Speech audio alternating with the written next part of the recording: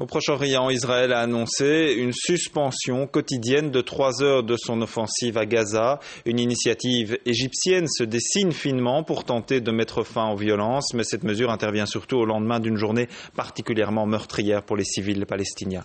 Mathieu Coll. Au 12e jour de l'offensive, l'armée israélienne fait toujours pression sur la bande de Gaza. Mais face à la situation humanitaire catastrophique dénoncée et reconnue par toutes les parties, Israël a non seulement décidé de ne plus bombarder pendant 3 heures tous les jours, mais a également assuré la mise en place d'un corridor humanitaire. L'idée d'un corridor humanitaire est de pouvoir combler les besoins de la population civile dans la bande de Gaza. Nous sommes dans une situation où les médicaments et la nourriture peuvent passer les portes, mais où il y a un problème ensuite dans l'acheminement à cause des combats. Je pense donc que grâce à ce corridor, l'aide médicale et alimentaire pourront être distribuées à ceux qui en ont besoin. Il s'agit là d'un premier signe d'apaisement après l'invitation lancée hier soir par le président égyptien Hosni Moubarak à l'issue d'un entretien avec Nicolas Sarkozy.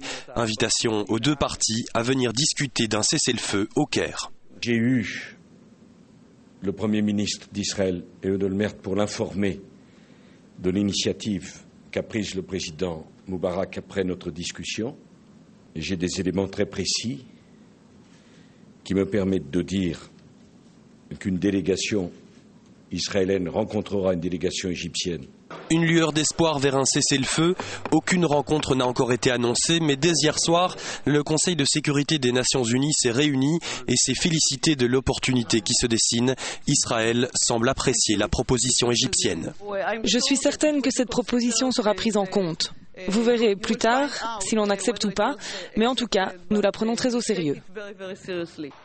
Autre signe positif, les unités d'infanterie et de blindés israéliens ont évacué ce matin le secteur de la ville de Khan Younes dans le sud de la bande de Gaza. Mais qu'on ne s'y trompe pas, la guerre continue, il y a des attaques de part et d'autre. Le cabinet de sécurité israélien doit décider aujourd'hui des suites de l'opération lancée par l'État hébreu le 27 décembre.